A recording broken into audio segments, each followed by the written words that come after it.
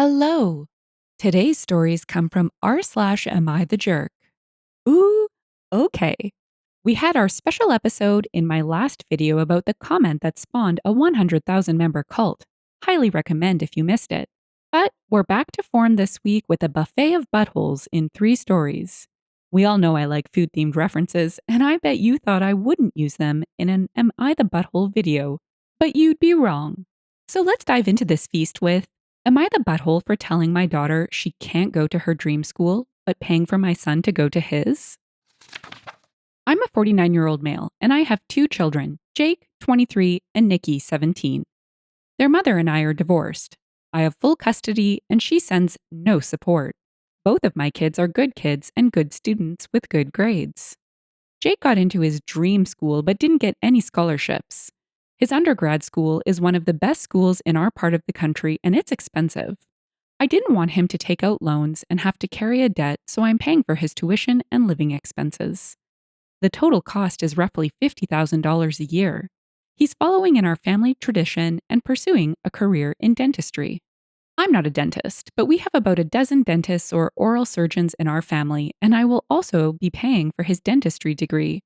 While I know it will be costly, I view this as a good investment as he'll have a starting salary of about $120,000 at a dentist in our area. If he decides to become an oral surgeon, his starting salary will almost double that figure. Nikki is a senior in high school. Like her brother, she's a good student and will have a good chance of getting into her dream school, but she has a low chance of getting any scholarships.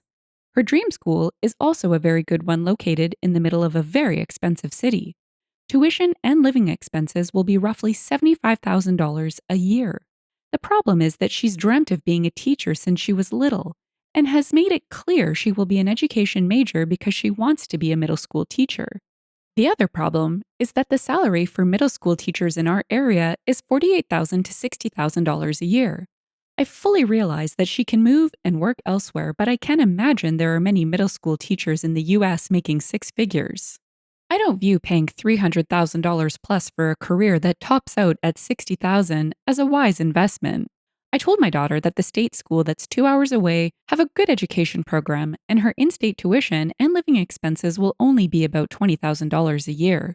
I view paying $80,000 for a teaching degree as a much better investment. I've tried discussing the matter with Nikki, but she gets distraught every time I've brought it up.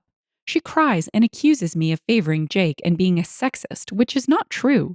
I told her if she picks a major with a $100,000 starting salary, I'll gladly pay for her to go to her dream school. But there's no way I'm paying $300,000 for her to be a teacher. Now she's got family members involved. Some are staying out of it, some agree with me, and some are telling me not to play favorites. I feel terrible, so I'm beginning to doubt myself. Am I wrong? Edit to answer a recurring question. I thought I made it clear, but apparently I didn't. I'm not limiting Nikki's education to $20,000 a year. I told her that's the max I'm willing to pay for her education degree. I'm more than happy to pay $75,000 a year if she picks another degree that will have a better return. For a while, she thought about being a doctor and fell in love with England. We have family there. So I even offered to pay for her to go to Oxford, which will be double the cost of her brother's tuition. But she's adamant about being a middle school teacher, and I'm unwilling to spend $300,000 that I worked hard for on an education degree. Edit to add, Oxford is hard to get into. I know that she won't be able to just walk in.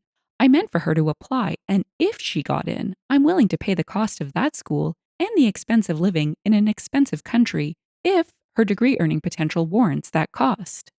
Edit to answer a recurring question number 2. Why did I bring up the family tradition? Am I an elitist? Why does it matter?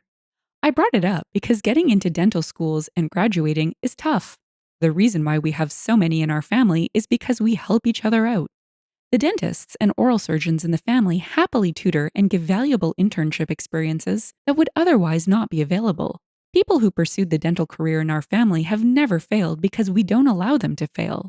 Last semester, my brother spent weeks tutoring our niece to prepare for her state board exam, and she passed in one try. Okay, having a parent pay for education is a privilege, in my opinion, and I don't think it is unreasonable to place conditions on gifted money, which is what I would consider this. If it seemed as though OP was favoring a son over a daughter, or favoring one of his kids generally, then yeah, I get comments like the ones OP received. But he clearly explained that this is all about his principled view that education is an investment. In my opinion, paying $300,000 for an education degree is excessive and a waste of money. Not the butthole. Let's check out the comments, though, which were overwhelmingly "you're the jerk" votes. There were, however, a couple comments right from educators that agreed with me, so we obviously have to read those. Grandma is a Jezebel wrote, "You're the jerk. This whole post reeks of favoritism. I hope the dentist switches to an art major halfway through." Rayana said, "The fact that OP made this post and hadn't considered himself a total jerk is completely alien to me. I wouldn't like him to be my dad." Dependent Aside said, "Not the jerk.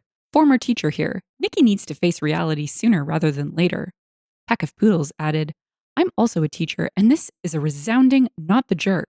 While I appreciate what folks are saying in theory, the reality is exactly as OP outlines. Given what you get paid in education, there is no reason to go to a private school for your degree. The earning potential just isn't there. If OP's daughter still insists on the more expensive school, she can figure out how to pay for it because it isn't a wise investment financially. And yes, I know there are many other ways of looking at this, and the daughter might change course, but OP's logic is sound." I Crap in Trash Can said, "I don't understand how everyone is calling him the jerk here. There's zero reason she needs to spend $75K a year for 4 to 5 years to become a teacher." Tired Old Lamb added, "People are delusional. They get into massive debt to get sociology degrees and then get depressed they can't get a job and expect to be validated." Well, that last story was just a whiff of what's to come, because we really come to the meat and potatoes of our feast with our next story. Am I the jerk for kicking a girl I didn't know out of my wedding?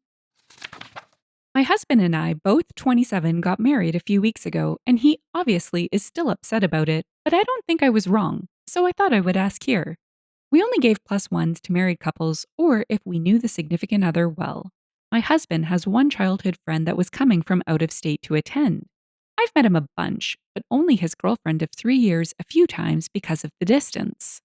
I didn't want to give him a plus one, but my husband begged since he was traveling and didn't know anyone else at the wedding, and he didn't want him to be uncomfortable or have to travel alone. I said fine, just to make him happy. Flash forward to the reception, I see him with some girl I have never seen before. I asked husband what was up, and he told me that his friend and his girlfriend broke up a few days before the wedding. And since he already RSVP'd his too, he brought a friend with him. I was upset since I made an exception for him, and I didn't want anyone random at my wedding. I had one of my bridesmaids go to him and tell him he could stay, but can his date please go back to the hotel? This is a private event. He said okay and didn't make a fuss, but he left with her and didn't come back. I thought everything was fine and had a great night. My husband found out about it the next day, and we got in an argument. He's mad because his friend traveled, and I kicked him out without talking to him. I didn't kick him out, just his date. Now it's a few weeks later, my husband still brings it up from time to time, and his friend hasn't been answering his texts. I kind of feel bad, but it was my wedding, and I didn't want any strangers there. So good, right? Do buttholes get any bigger than this? I don't think so.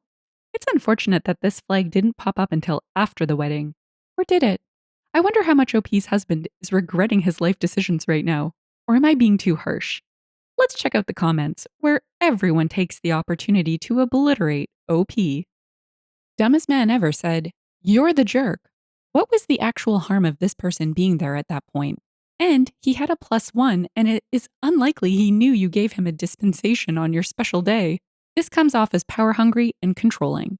You responded to perceived rudeness with the ultimate rudeness. You kicked someone out, which, come on, you knew her date was going to follow, so you booted your husband's friend. You are a ginormous butthole.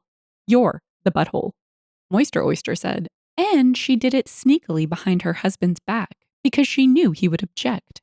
Definitely not trustworthy." Keybit said, "You gave him a plus one and he used it, and then you were rude and revoked it during the reception. His plus one did nothing wrong, wasn't causing a drunken scene or anything, and you got offended because she existed? Sorry, Bridezilla, you're the jerk." Pearl Button added, "You know who else I feel sorry for? Besides the embarrassed friend and his humiliated date, the poor bridesmaid that was given the task of telling them to leave. I would have told OP to stuff it if that had been asked of me. Nope, bridezilla indeed. Crappier Than Thou said, "You're the jerk and hopefully a soon to be ex wife." Rihanna added, "Talk about controlling behavior from OP. I wish her better luck in her next wedding." Someone else said, "She thinks her wedding was Berghain or something. I can assure OP that people weren't queuing up to get in. The poor woman who was told to leave was probably attending as a favor for her friend who traveled across the country after splitting up with his significant other. Imagine the indignity of being told to leave a wedding you were attending as a favor." Our last story is a bit of puff butt pastry to savor. It's titled, "Am I the jerk for letting my mother have a copy of the key to our new home despite my wife's objection?" I'm a 34-year-old male, and I recently bought a one-story house. Note that it was purchased solely by me. My wife did not help save for it. I started saving for it before I even met her, and it's in my name. When my parents threw us a party for this happy occasion, Mom asked for a copy of the key in case of an emergency.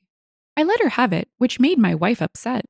She didn't say anything at the time, but she waited until we were alone and started arguing with me, saying I shouldn't have let my mother have a copy of the key. I said, "Why?" Since my mother is known to respect privacy and is a very trusted member in the family. She said that she does not feel comfortable with the idea of someone else who's not a resident to have a copy of the key. She also brought up how my mother didn't pay a penny towards the house, so this should disqualify her from getting the key. I said it was not a big deal, but she kept persisting, saying I need to take the key back. Quite frankly, this had me fuming. I pointed out that I'm the one who bought the house, and it's my decision to decide who gets to have a copy of the key. End of story. She screamed at me, saying that technically she did contribute towards the house savings back when she used to pay for our rent and daily expenses while I saved money. I told her that she was acting as if I put my mom's name on the title, which is ridiculous. But she said that I have no respect for her opinions and keep undermining her input. We've been going back and forth on it since then. She's now letting me know that if I don't take the key back, then she'll do it herself. I think she's being irrational and unreasonable, acting like that over a copy of the house key. This decision I made could save us in case of an emergency, but she kept downplaying it. Edit. I think it's crucial to mention that there's no conflict between my mother and my wife. They're on near perfect terms, all right? I thought that I've already established that above. I thought I had a verdict almost worked out, but sometimes I skip over the important details, like when I'm baking, but that's for another story. I forgot a super important detail, actually two details. OP put the house solely in his name. That's right, his name. At first I was thinking, what's missing here? But I actually think OP's wife is responding to a bigger issue, and he's totally blind to it. It's got nothing to do with who the key was given to. It's an extension of her not being included on the title and him completely disregarding her contributions to the purchase of the home. You know, because he wouldn't have been able to save if she hadn't paid for everything. I'm not even sure I would say that's an indirect contribution. There's definitely a storm brewing in this marriage. Let's check out the comments, which can universally be characterized as disbelief. Stubble and Squeak said, "Info, are you f***ing kidding?" Intention Perfect said, "If I had any awards, they'd all have your name on them." Vermeleith said, "Laugh my butt off, I spat my drink out a little." No Morning added, "Yeah, brilliant. If this post is fake, we'd all feel better about the planet." Cake Eating Rabbit said, "You're the jerk, and that is why you can't trust no one when it comes to money. You played your wife. You probably told her you would save for a shared home, and that's why she should support you and pay your share of the rent. Now, she didn't contribute a penny to your house. Your house. She gets no say. But your mom does? Huh. You're the jerk. You are a butthole." Happy Banana said, "You're the jerk. Your attitude of 'I paid for it' isn't on. You're married. It's our home, not my home now. In any case, your wife is right. She absolutely has financially contributed to the property. She paid the rent, which allowed you to save. Pretty disgusting of you to dismiss this. Your mother having a key to your home is a big deal and something you and your wife both need to be comfortable with. If you aren't mature enough to make joint decisions with your wife, you shouldn't be married. I think your wife is right. You don't seem to respect her at all. Huge red flag that you only put the house in your name. You've basically used your wife to enable you to do what you want." If you've enjoyed the story and would like to hear more, consider liking, subscribing, and leaving a comment. Thanks, and bye for now.